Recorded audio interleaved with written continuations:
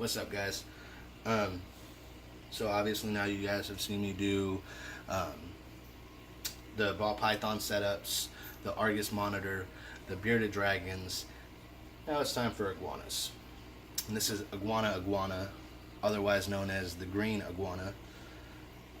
Obviously this is not a green iguana. This is a axanthic or a blue axanthic iguana. What the axanthic really does is it just takes the yellow coloration out, and when you have green take away yellow, you get these guys. Pretty little things, right? So these guys are cool. Not really for like a beginner's reptile, beginner's pet. You really should know what you're doing and what you're getting your hands on before messing with them. This is an exceptional exceptional animal to be talking about, because typically at this size they're super flighty still. They don't want to be handled. They don't want nothing to do with you. They just want to get away. They can be bitey,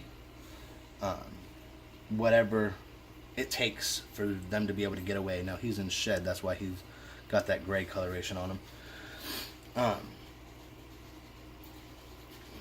To start these guys, a lot of people will put them in like, okay, Ferret, calm down. A lot of people will put them in tanks, and that's not really good. I don't care what it is, whether it's an Exoterra or whatever, a glass anything. I don't recommend for these. I recommend them in a cage of some sort. I start mine off in like a bird cage. Make sure they have their, proper UVB, proper heat and whatnot. But I recently got this thing. Now you guys can't see it in its full integrity, but it's got all my iguanas in there right now.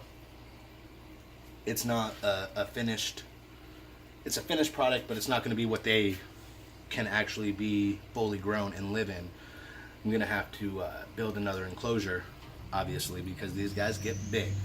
These guys can reach about 6 feet. Some of them can have a real bad attitude, and this tail is something to watch out for. Even the babies, I mean, it hurts. This guy, he's just real cool. This is my buddy Reptar. He was my first blue. Now he's one of 3. But care's kind of mediocre. That's not even the word I'm looking for. It's not super hard to really care for these guys, but you really should know what you're doing before messing with iguanas. In Florida, it's easier, but it's still, you got to pay attention to their attitude, their movements, their body language, all that stuff, before you can sit here and say that, oh, my bearded dragon, my iguana's cool, or he's docile, or whatever. You really got to be paying attention. But what really helps is that dewlap. Now he's seen himself, so he's like not sure. Is it gonna focus? It's not gonna focus. Okay. Well, this dewlap, this flap of skin right here, that's gonna really go out if he's really trying to make himself look big. But when it's kind of just dangling there like that, most of the time he'll have it up to where you can't even see it. But that's something that you want to watch for with iguanas. They'll bow up, and that's another thing that you want to watch for. They have mouths, so they can bite, and when an iguana bites you, it can definitely hurt. These guys not so much as their full-grown counterparts, so you got to work with them when they're younger, and even that, you can still get a really aggressive adult iguana, so you got to be careful. So the temperature is going to be about 80 to 88 with these guys, with a hot spot of about 95 to 100. They like to be up high rather than down low. They love to climb. So make sure in their enclosure, Like I said, I start with bird cages. I progress up to this for a grow out right now, but they love to climb. So as you can see, there's vines in here, there's tree limbs, everything that they really want right there. I got 2 lights instead of the single unit. I got the single unit over here, but 2 light units, one for heat, one for UVB. They have, you can't see it, but up here, maybe you can kind of see it right there.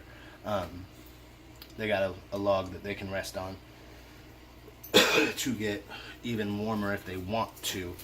Typically, they just, down here, there's a couple of them, a couple logs that they can really just sit and bask on, and that suffices for them. Now, these guys are going to eat vegetables. They, calm down, guys. They can eat different fruits, but like I said, with the bearded dragons and even the sulcatas and stuff, I don't really give too many fruits because these guys process the sugars differently than us. I rather not give them the fruit and have to worry about how much is too much rather than worrying about it at all, you know. But they can eat carrots, peas, obviously collard greens, mustard greens. Kale is not really like a good thing that they can have an abundance of, but you can once in a while give them some kale, some beans, some squash, bell peppers, stuff like that. They prefer it, you know, chopped up when they're this size, but they can get, they can rip it up themselves too, so don't let them fool you. Don't pamper them too much. Obviously, you need UVB on them. It is a lizard. Most lizards, they require UVB. They can be some of the best animals. They really can. They're a really cool showpiece. There's actually a guy on YouTube, Catch 'em All. He has a green iguana that he's showing off to everybody in his videos. He's doing some cool things with it, buying it jewelry and stuff, really pampering the son of a thing. Sorry, didn't want to cuss. I know that sounded out there a little bit, but anyways, they're really cool. They can be super docile, they can be super aggressive. You got to be careful with it. Know what you're doing. Never put them in a tank. Make sure you pay attention to the humidity levels. You don't want them too much, you don't want them too not enough. Here in Florida, it's almost perfect. That's why we have a problem with the wild ones. They are an invasive species here. But these blues, there's just something about them. They come in not as many morphs, obviously, as like ball pythons, even red-tailed boas and stuff like that, but there is some color morphs or phases that they do come in, such as the snows, the albinos. There's some crimson albino lines by Tom Crutchfield. He's produced some pretty cool ones. You guys should go check him out if you haven't already. But these guys right here, if you breed this to an albino, get off of the setup and care for a second and really talk about the morphs. If you breed this to an albino, which is a yellow animal, it will take away the yellow gene, or not so much the yellow gene, but the yellow coloration, and it will leave you with a white animal, which is still an albino, but it's got the axanthic in it, so it's really like an axanthic albino. They're pretty expensive, but they're really cool. They come in not just the basic. The basics come in realistically about just these two, other than the greens. But you get your false reds, which have green bellies, and the red tops or sides, whatever you want to call it. Come on, you don't want to let go. But when they're like this, they're super flighty, so you got to really be careful. See that dewlap's out, that tail's moving. Now, he's relaxed his dewlap.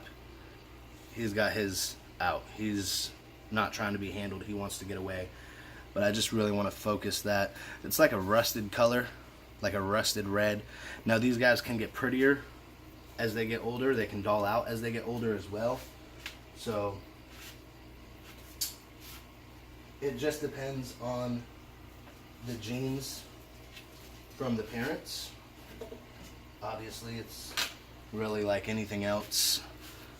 If you got pretty parents, then you should have pretty offspring. But it don't always work like that. Again, you know, you got to know what you're getting into, because these guys can be aggressive. They can be atrocious. But that's that. If you guys have any questions about the iguanas, the bearded dragons, the Argus monitors, the ball pythons, anything else, just make sure you leave it down in the comment section below. Make sure you guys go like, subscribe, check us out on Facebook at Grizzlies Exotics. Make sure you follow us, and make sure you hit that little bell icon on here. That way you get notified every time I post a video. Take care, guys.